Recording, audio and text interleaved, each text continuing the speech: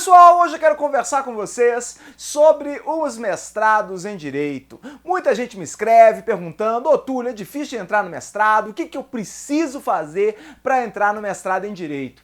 Então, eu vou tentar esclarecer, pelo menos aqui, algumas das principais dúvidas que surgem em torno dos mestrados em Direito, dizendo logo desde já que eu não vou dar macete de nada, porque a questão não é macete. A questão é a pessoa levar a sério, querer se preparar e, antes de tudo, se dedicar a estudar para o mestrado. Bom, mas vamos tentar pegar aqui as principais dúvidas em relação ao mestrado em Direito. A primeira dúvida, eu acho que é bastante comum em muita gente, é se o mestrado, o que é o mestrado, né? Para que diabo serve um mestrado em Direito? Bom, o mestrado, ao contrário das especializações, que tem um foco mais profissional, que tem um foco em te preparar para o mercado de trabalho, seja na advocacia, seja no Ministério Público, ou na magistratura, ou para delegado de polícia, ou seja, uma atividade profissional, o mestrado ele busca formar professores para o curso de Direito. Então, na formação do mestrado, a preocupação é fundamentalmente teórica, ao contrário dos cursos de especialização, que na maioria das vezes tem um enfoque prático. Então, se o seu objetivo não é dar aula de direito, se você não gosta de dar aula, se você não se vê na condição de professor, não faça mestrado, porque você está perdendo seu tempo. Decididamente, o foco do mestrado é na formação de professores. Você fazer um mestrado em Direito para simplesmente se, aspas, aperfeiçoar, me parece um péssimo negócio. Você vai investir muito, sendo que você poderia fazer uma especialização e ser um ótimo profissional somente com uma boa especialização. Não qualquer especialização, evidentemente que a gente sabe que existem muitas especializações caça-níqueis por aí. Mas uma boa especialização, certamente para o mercado de trabalho, vai ser mais interessante do que o mestrado. Agora, se o seu objetivo é ser professor do curso de Direito, aí sim o mestrado é a opção mais recomendada para você, até depois você fazer um doutorado, que tem um perfil um pouco diferente, porque o doutorado visa a formação de pesquisadores. A ideia do doutorado é formar juristas, aqueles indivíduos que vão realmente criar o conhecimento jurídico, produzir conhecimento jurídico novo, isso no doutorado. No mestrado, a ideia é que ele seja capaz de ter um conhecimento bastante sistematizado em torno do que já existe e que ele seja capaz de passar isso para os seus alunos. Essa, então, é a ideia do mestrado, formar mestres. Enquanto que a ideia do doutorado, de formar doutores, no nosso ramo do direito, nós diríamos que é formar juristas, formar aquele indivíduo que vai produzir teses novas. Então vejam, essencialmente, eu diria que nós temos dois perfis. Um perfil mais profissional, que vai fazer os cursos de especialização, ou às vezes nem isso, vai se dedicar a estudar a um concurso público e seguir uma carreira pública, ou aquele indivíduo que realmente pretende seguir o magistério jurídico, e esse sim, para esse é imprescindível o mestrado. E aí vem, então, a segunda grande dúvida que é bastante recorrente. Eu formei numa faculdade fraca, numa faculdade pequena, numa faculdade que não me deu uma formação tão boa. Será que eu tenho condições de fazer o mestrado? Será que eu tenho condições de me candidatar a uma vaga do mestrado? Bom, isso aí vai depender mais de você do que propriamente do seu diploma, ou seja, é muito mais uma questão da sua formação geral do que do papel que diz que você está formado em Direito. Na verdade, as bancas de mestrado, elas não vão se preocupar tanto com onde você formou, mas sim com o conhecimento que você tem.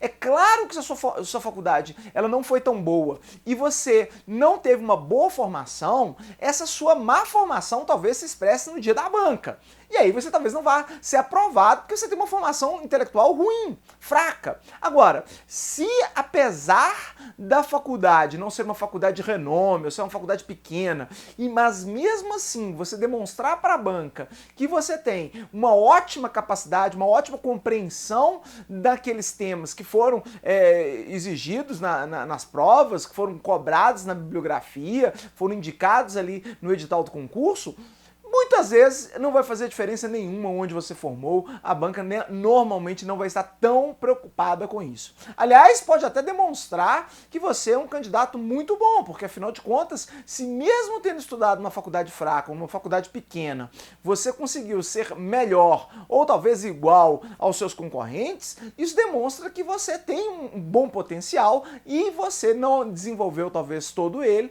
em função da faculdade onde você estudou. Então isso não é um problema em si. Isso pode se tornar um problema, evidentemente, se você não conseguir ter um desempenho melhor do que os seus concorrentes. São vagas a serem disputadas e, evidentemente, os melhores candidatos, aqueles que têm melhor formação jurídica, vão pegar as vagas, porque não há vagas para todo mundo. Muita gente me pergunta se é preciso conhecer alguém da banca, se é preciso conhecer o orientador, se tem pechada nesses concursos e realmente é uma pergunta que vai depender muito da banca. Eu não conheço todas as bancas de mestrado em direito do país, não conheço nem a maioria delas sequer. Então é impossível para mim falar para vocês, assegurar a vocês que não existe pechada.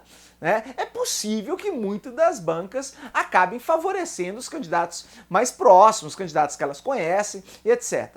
Cabe a vocês, um conselho que eu posso dar a vocês é fazer uma análise disso antes. Conversar com quem já tentou o concurso, conversar com quem já foi aprovado, perguntar se ele já conhecia alguém antes, porque isso às vezes é importante você fazer essa sondagem para ver se a banca realmente é uma banca confiável, se é uma banca honesta.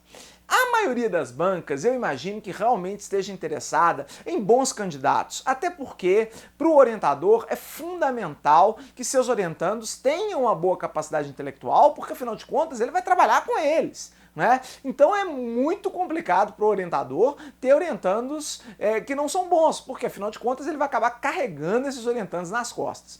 Então não me parece muito inteligente por parte do orientador aprovar candidatos só porque ele conhece eles, só porque ele simpatiza com eles ou alguma coisa do gênero. Mas, como eu disse, tudo pode acontecer. A gente sabe que as pessoas humanas, elas estão sujeitas a uma série de fatores não declarados aí nas suas decisões. E pode, evidentemente, acontecer isso.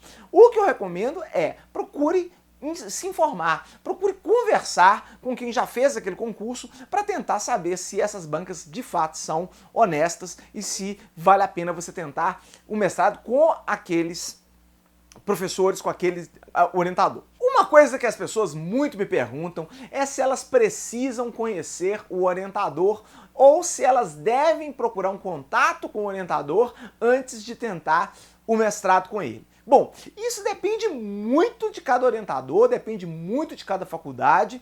Agora, o que eu acho que é muito mais importante do que o orientador te conhecer é você conhecer o trabalho do seu orientador. Se você se pretende candidatar-se a uma vaga de um determinado professor para trabalhar com ele durante 2 anos e meio, que é o prazo normalmente de um mestrado aí, é muito importante que você conheça as pesquisas desse orientador, os trabalhos que ele tem desenvolvido, porque senão você entra às cegas na disputa, você entra sem saber o que ele trabalha. Então é muito importante na hora de você elaborar o projeto que você já tenha em mente as coisas que o seu orientador tem pesquisado, o que ele tem desenvolvido no seu trabalho na pós-graduação. Só pena de você chegar às cegas. E não tente, evidentemente, convencer um orientador que pesquisa um tema totalmente diferente a mudar as pesquisas dele para se enquadrar no seu projeto. Claro que isso não vai dar certo. Ele já tem uma linha de pesquisa, ele tem vários orientantes que seguem uma determinada linha de pesquisa, e você querer que ele se enquadre ao seu projeto, convenhamos, não vai dar certo. É muito mais sensato você enquadrar o seu projeto, você dar ao seu projeto as feições para concorrer àquela vaga pretendida. Claro que se você achar que isso não tem jeito de ser feito, claro que se você achar que isso é muito difícil de fazer, o que você deve fazer é trocar de orientador, não tenta a vaga daquele professor, porque evidentemente não vai dar certo. Você deve procurar escolher o seu orientador de acordo com o perfil do seu projeto.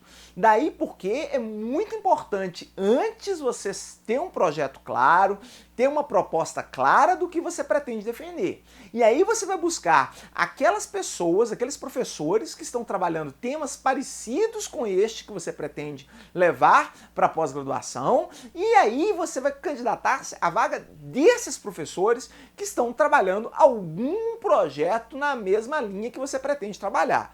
Se você pegar um projeto que você criou e tentar submetê-lo a uma banca, a um orientador que trabalha com um projeto completamente diferente do seu, você está fadado ao fracasso, porque não é o orientador que vai se encaixar no projeto do orientando. É o orientando que tem que procurar criar projetos que estejam de acordo com a linha de pesquisa do seu orientador. E é muito importante também que você não tente forçar a barra. Às vezes você simpatiza com um determinado professor, ou às vezes você acha que o professor tem mais vagas, você acha que tem mais chance de passar com ele, e aí você tenta forçar a barra para que o seu projeto se encaixe na linha dele de todo jeito. Normalmente isso fica muito artificial, as bancas logo percebem que aquilo ali foi artificialmente construído para você tentar se candidatar a uma determinada vaga. Isso não é legal, não recomendo vocês a fazerem. Tentem buscar a orientação mais natural de acordo com aquilo que vocês pretendem pesquisar. Se você pretende pesquisar um determinado tema, busque, faça um levantamento dos professores que estão trabalhando aquele tema e busque se enquadrar a isso, busque se enquadrar aquele tema, mas não de uma forma artificial, da forma mais natural possível, e aí a probabilidade de você ter êxito com o seu projeto vai ser infinitamente maior do que se foi algo artificialmente construído.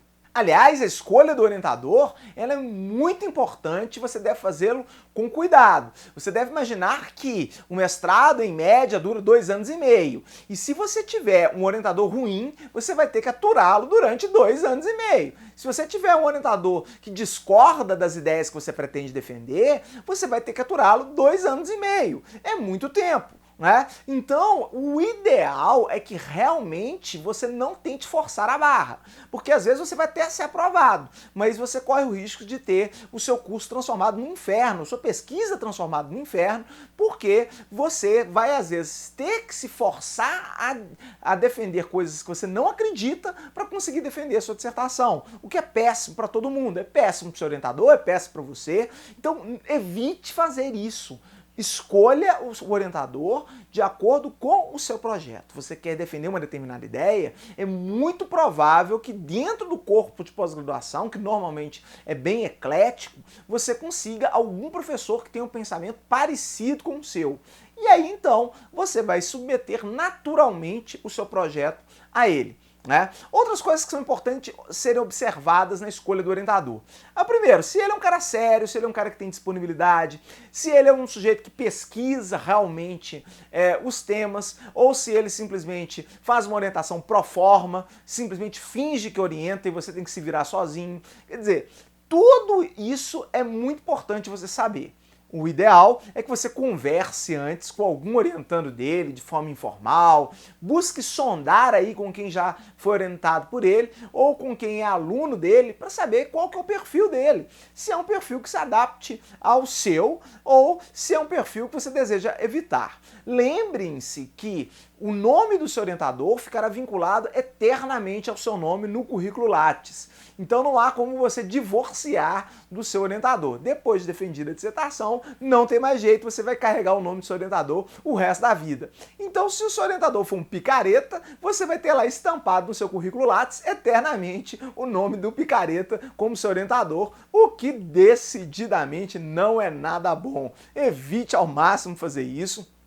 Escolha com bastante critério o seu orientador, não só pelas pesquisas que ele desenvolve, pela afinidade com o seu projeto, mas também se é uma pessoa que tem uma respeitabilidade no meio acadêmico, se é alguém que leva a sério a profissão de professor universitário, porque isso vai ajudar muito você depois na sua vida acadêmica, não só pela formação que você vai ter, mas também pelo nome do orientador, que eu insisto com vocês, será carregado para sempre no seu currículo Lattes, não tem como você se livrar disso. Muitas pessoas me perguntam se o fato delas estarem estudando para um concurso público vai ajudá-las a serem aprovadas no mestrado ou, ao contrário, até se pode prejudicá-las de alguma forma.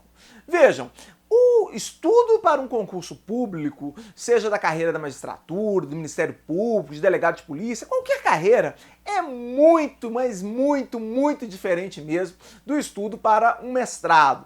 Porque o mestrado, normalmente, ele é bem focado, você tem um conhecimento bastante verticalizado, bem focado em determinados pontos, e onde se exige um domínio teórico muito grande, com uma profundidade muito grande, onde você fará exposições teóricas de grande profundidade. Enquanto que nos concursos públicos se busca um perfil mais generalista, se busca mais aquele indivíduo que é um clínico geral, que conhece um bocado de tudo, né? Mas não se aprofundou necessariamente em nenhum ponto. Então, se você pretende estudar para o concurso público simultaneamente com o mestrado, você tem que perceber que são coisas diferentes. Absolutamente diferentes. Então, dificilmente que você estudar em um vai ser aproveitado no outro. Pode até ter alguma coisa ali que se aproveite, mas a maior parte não será aproveitada. Então, se você tem 10 horas no seu dia para estudar, ou se você tem 5 horas no seu dia para estudar, você tem que levar em conta que você vai ter que dividir seu tempo para o estudo do concurso e para o estudo do mestrado. Ou seja, você está dividindo forças. Não sei se é uma boa ideia, né? Normalmente, quando você dispersa, você perde o foco aí, a tendência é que você não consiga nem passar no concurso público, nem no mestrado, porque você dividiu suas forças e não teve um foco específico. Então a minha grande recomendação é, se você está estudando para o concurso público e se isso é a sua prioridade, siga isso e busque passar no concurso público. Agora, se você quer ser professor de fato e você acha que isso é o mais importante, foque no mestrado e leve todas as suas forças para tentar passar no mestrado. Se você tentar dividir as suas forças, talvez dê duplamente errado, porque você vai estudar pela metade para o concurso público e você vai estudar pela metade para o mestrado. Isso não me parece uma boa ideia, decididamente. Outra coisa que me perguntam bastante é se o currículo Lattes é muito importante ou não é tão importante assim para se passar na banca do mestrado. Olha só, gente, vai depender muito de cada banca. A gente tem que ver primeiro o edital do processo seletivo. Alguns processos seletivos vão priorizar o currículo, outros não. Agora, o que eu posso dizer para vocês é, em regra, é importante que o candidato tenha algum tipo de publicação, ou tenha sido monitor, ou tenha feito iniciação científica, alguma atividade acadêmica. Se é aquele indivíduo que passou os 5 anos do curso de direito dele e não fez sequer uma monitoria, não fez uma iniciação científica, não fez, em suma, nada de diferente, o máximo de diferente que ele fez foi assistir uma semana jurídica, convenhamos, né? Ele não tem propriamente um perfil acadêmico, ou pelo menos ele nunca demonstrou esse perfil acadêmico. Então, se você não tem isso ainda, é muito interessante para você se candidatar a um mestrado, que você busque fazer um currículo Lattes, que você busque produzir alguma coisa para que você demonstre para a sua banca que você tem um perfil acadêmico. Porque senão você chega lá sem ter absolutamente nada para demonstrar. Estágio não conta, né, gente? Estágio em escritório, estágio no Tribunal de Justiça ou coisa do gênero, isso decididamente não é relevante para se formar um professor em direito. Não do ponto de vista da formação mestrada, acadêmica, né? O que se busca com mestrados é formação teórica. Então, se vocês querem demonstrar que vocês têm esse perfil acadêmico, o que eu sugiro é que vocês tentem publicar algum texto numa revista jurídica, tentem eventualmente participar de congressos onde você possa apresentar um trabalho oralmente, tentem fazer coisas que os acadêmicos fazem, que é basicamente publicar e dar aulas ou dar palestras, esse tipo de coisa. Se, evidentemente, isso não for possível, é claro que isso não fecha completamente as portas para o mestrado. Isso pode, eventualmente, dificultar, mas ninguém será simplesmente barrado por não ter escrito nenhum artigo ou por não ter dado uma palestra ou nada do gênero. É possível, evidentemente, você passar. Só que aí, é claro, é importante que você se esforce ainda mais para fazer uma excelente prova escrita ou uma excelente prova oral, sob pena de você não ter nem perfil acadêmico e suas provas são mais ou menos, aí realmente não tem como você passar. No mestrado, convenhamos, fica difícil. Muita gente que foi reprovado no mestrado me pergunta se deve continuar tentando, se deve continuar insistindo até passar. E aí é difícil às vezes responder isso porque a gente não sabe realmente da real capacidade ou do tanto que aquela pessoa tem se esforçado para passar no mestrado. Existem pessoas que realmente não têm perfil, elas vão passar porque por mais que elas estudem, aquele conhecimento às vezes é demasiadamente complexo para elas e por mais que elas se esforcem, elas não vão chegar competitivas no mestrado. Vai ter sempre um aluno muito melhor do que elas, porque é um aluno mais inteligente, vamos dizer assim. Agora, existem situações em que o indivíduo não estudou e quer passar, né? Aí não tem jeito, às vezes aí não é falta de inteligência, às vezes é falta de estudo, né? Ou às vezes ele simplesmente deu azar e concorreu justamente com um candidato fortíssimo, com um candidato fora da média, né? E aí, se ele tivesse concorrido às vezes com candidatos mais fracos, ele teria passado.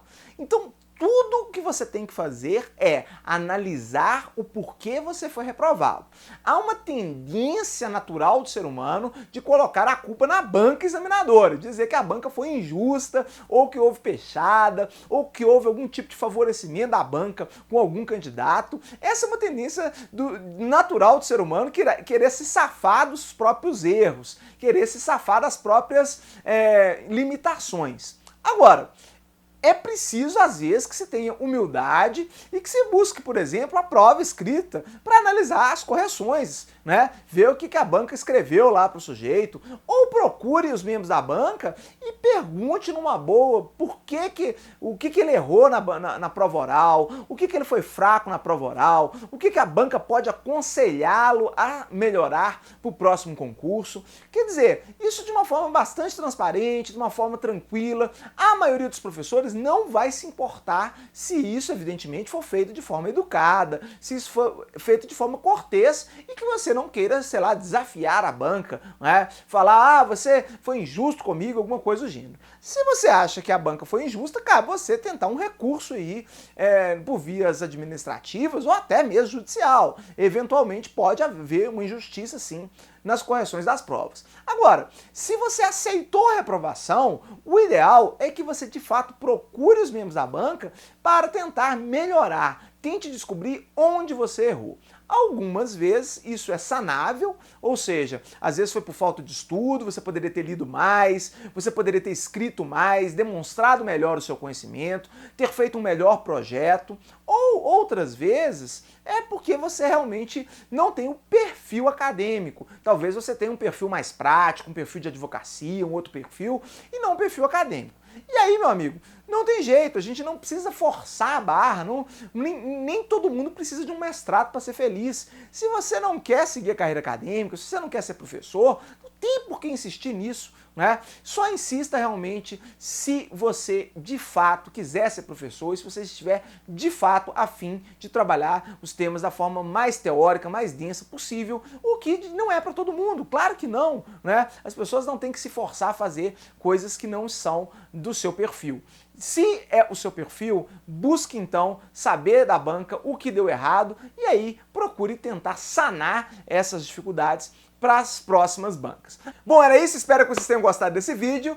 Se vocês gostaram, fiquem de olho, porque eu vou fazer alguns vídeos ainda sobre a preparação para o mestrado em Direito, com alguns comentários de como fazer um bom projeto de pesquisa e também de como se preparar para uma prova escrita, para uma prova oral, da melhor forma possível.